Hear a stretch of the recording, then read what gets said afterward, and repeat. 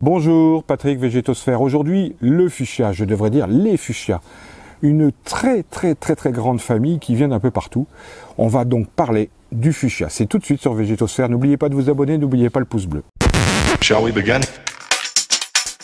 Eh bien, nous voici dans le jardin de Karine et Hubert et nous sommes en présence de quelques fuchsias, des fuchsias horticoles, un fuchsia rustique. Justement, les fuchsias, origine essentiellement Amérique du Sud. On en trouve en Nouvelle-Zélande, on en trouve du côté de Tahiti, un peu dans d'autres pays. Ce sont des plantes qui sont considérées comme méditerranéennes, en tout cas comme des plantes gélives. On va être un peu plus précis. Elles sont gélives pour la plupart, sauf une espèce, Magellanica ricartoni ici présent, qui va tenir jusqu'à -10, -15, moyennant une petite protection hivernale dans tout l'hexagone, avec un peu de chanvre, un peu de lin. On protège ça quand on est au-delà des -10, -15, et vous aurez la joie et le bonheur de retrouver un fuchsia qui est peut-être pas exceptionnel, mais qui a le mérite d'être le seul à pouvoir pousser sous nos latitudes partout en France, et bien plus au nord encore. Alors, présentation de cette famille des Zonagráceae. Déjà, c'est une énorme famille. On trouve des fuchsias à port érigé, des fuchsias arbustifs, des fuchsias en arbre. Il faut savoir que le plus grand fait entre 7 et 10 mètres. Ça existe. Il est originaire de Nouvelle-Zélande.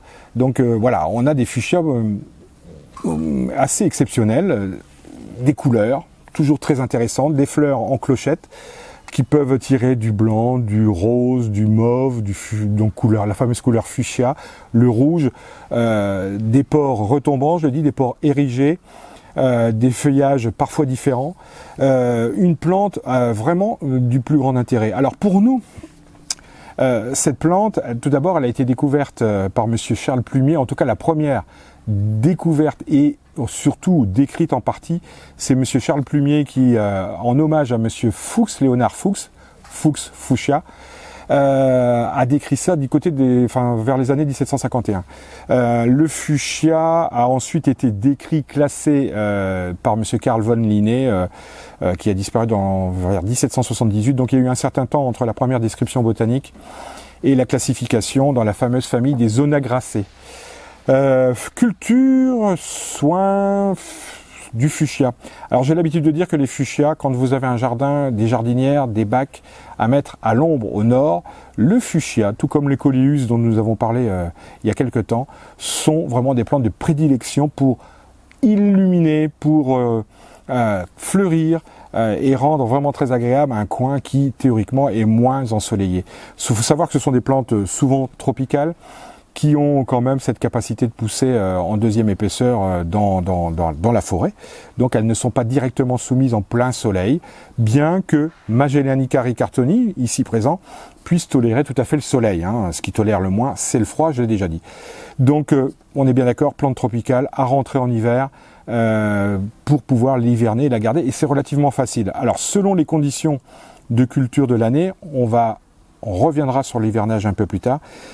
C'est une plante qu'on va mettre en pot, en bac, en jardinière. Je vous invite à la mettre dans un terrogéranium parce que c'est ce qui est le plus adapté, c'est ce qui vraiment y est le plus facile.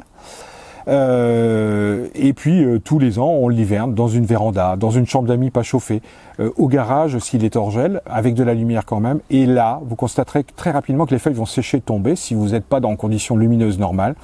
Et c'est pas grave, on vérifie à ce que la motte ne se dessèche pas et vous pourrez revoir au printemps votre fuchsia refaire des feuilles très facilement. Alors, ce qui concerne la multiplication, le bouturage, alors deux possibilités. On a la possibilité de multiplier, et là regardez sur ces petits fuchsias Magellanica, j'ai une fructification, donc on peut semer. Les semis doivent se faire entre 15 et 20, 22, 23, 24 degrés. Donc c'est pas donné à tout le monde, il faut avoir la serre, il faut avoir le matériel, mais on peut semer, on peut multiplier et on peut aussi croiser et obtenir des nouvelles variétés.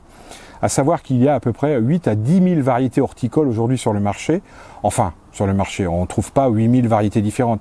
Mais aujourd'hui, les obtenteurs, toujours en recherche de la variété qui va avoir et qui va faire sensation, se bousculent pour essayer d'innover et croiser à nouveau. Donc le semis, en récoltant les graines, c'est tout à fait possible. Mais ce qu'il y a de largement plus simple, et ça c'en est la preuve, c'est une bouture du mois de mai. bouture du mois de mai qui est déjà en fleurs et la plante elle est mature, hein, elle fait pas 60 cm de haut, mais elle est totalement fleurie et donc c'est très facile à bouturer. Le moment le plus facile pour bouturer, c'est évidemment août, septembre, voire octobre. Pour ceux qui ont une serre, un endroit hors gel, c'est vraiment très facile. On peut aussi bouturer au printemps, c'en est la preuve, j'y suis arrivé parfaitement. Un petit terreau de semi-bouturage, autant pour le semis que pour la bouture, donc un terreau sans engrais, un petit stimulant racinaire, on rogne un peu les feuilles et on obtient très rapidement une plante autonome. C'est vraiment très simple à partager et à multiplier. Les maladies, les parasites, pour ce qui est de cette plante qui est relativement facile, hein, eh bien, c'est toujours les mêmes problématiques. On retrouve du puceron, on retrouve de l'alrode. Alors là, c'est assez commun, l'alrode hein, qu'on trouve sur les tomates dans le jardin. Vous aurez très rapidement, en fin d'été, pas forcément au début, beaucoup d'alrode, ces petites mouches blanches qui sont des insectes piqueurs-suceurs qui peuvent altérer durablement votre fuchsia. Et il faut absolument s'en séparer avant l'hivernage parce que si vous rentrez un fuchsia dans un endroit très lumineux, donc avec la capacité de garder ses feuilles, là il faut vraiment se séparer des alrôdes avec une huile de colza, on peut y arriver tout à fait facilement. Maladie, on trouve un peu de rouille, on trouve un peu d'oïdium quand c'est très humide, c'est tout à fait commun. Ça se soigne aussi facilement, hein, c'est pas un souci, le soufre permet d'éliminer ça relativement bien. Et un rempotage, j'ai peut-être oublié d'aborder le rempotage, j'ai parlé tout à l'heure du terrogéranium. Théoriquement, si vous gardez un fuchsia en pot, gardez-le au moins 2 ans, 3 ans. Au bout de la 3e année, il faut le rempoter et le substrat sans se casser la tête, le plus indiqué, c'est le terrogéranium. Pour ceux qui sont plantés en jardin, vous le plantez avec un bon terreau horticole, un bon terreau de plantation. Je vous ai dit, la protection hivernale est de rigueur à peu près partout, sauf peut-être dans l'ouest de la France. Voilà pour les fuchsias, cette famille assez commune, tout compte fait, parce qu'on a un grand choix de fuchsias chaque année. On ne les recherche pas systématiquement, mais c'est quand même une plante aux clochettes assez élégante. Port érigé, port retombant. Le fuchsia, c'est vraiment la plante très facile à garder et très facile à utiliser pour vos jardinières, vos bacs ou tout simplement le jardin au nord et à l'ombre. Celui-ci supporte davantage le soleil, moins cela. Voilà, à très bientôt, je vous salue, je vous dis très prochainement sur Végétosphère.